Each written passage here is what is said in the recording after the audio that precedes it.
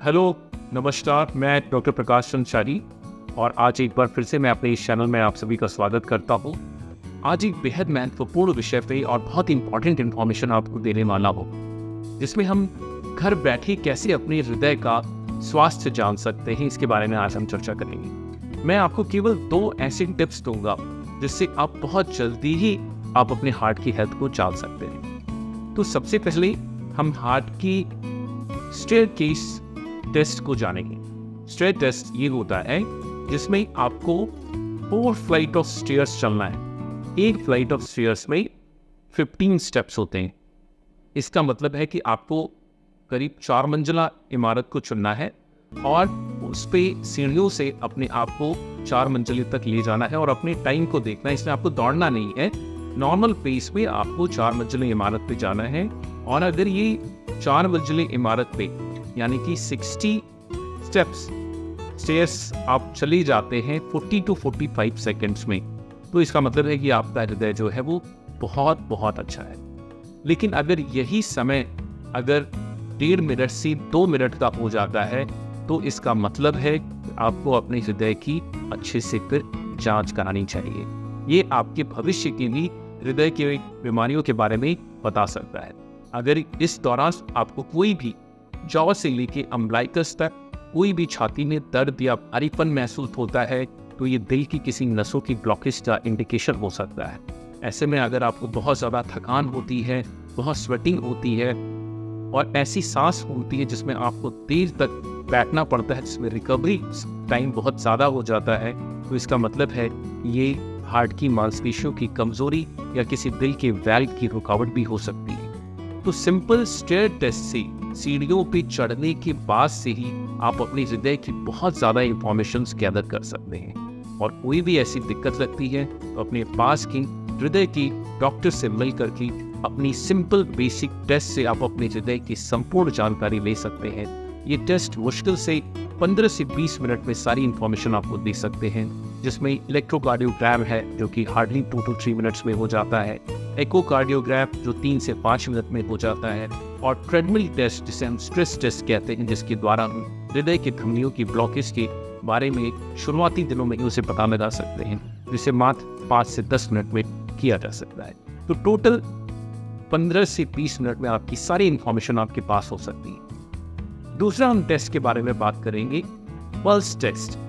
आप देखेंगे हमारी जो थंब है, इस थंब के बेस पे अगर हम अपनी इंडेक्स और अपनी मिडिल फिंगर को यहाँ पे रखें तो आपको अपनी पल्सेशंस मिल सकती हैं। इसे हम पल्स कहते हैं। और अगर हम अपनी पल्स रेट को काउंट करें, 10 सेकेंड में काउंट करें और इसे हम 6 से मल्टीप्लाई कर दें, तो हमें पर मिनट हमारी कितनी पल्स चल रही है इसका आइडिया लग जाएगा। मान लीजिए कि आपने अपनी पल्स को काउंट किया कि 10 सेकेंड में वो 6 आ रही है, तो इसे आप 6 से मल्टीप्लाई कर दें, राइट?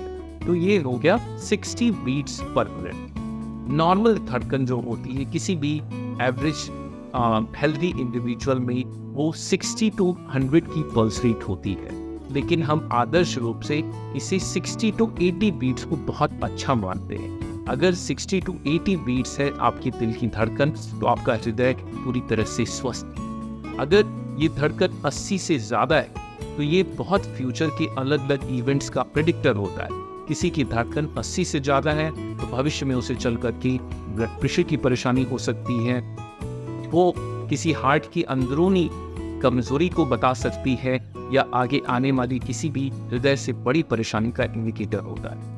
ये धड़कन अगर 100 से ज़्यादा है तो आपको अलर्ट हो जाना चाहिए और अपने किसी विशेषज्ञ डॉक्टर से मिल करके अपनी धड़कन क्यों ज़्यादा है इसके बारे में पता करने की कोशिश करनी चाहिए, जिसमें डिफरेंट डिजीजेज हो सकती हैं, जैसे कोई एनीमिया है या कोई थायराइड की परेशानी है या हार्ट की मांसपेशियों की कमजोरी है या कोई वाल्व की दिक्कत है। ये सारे कारण जो हैं ये हृदय की धड़कन को बढ़ा करके रखती है। ऐसा कुछ भी अगर आपको मिलता है तो आपको अपने हृदय की संपूर्ण जांच करानी चाहिए।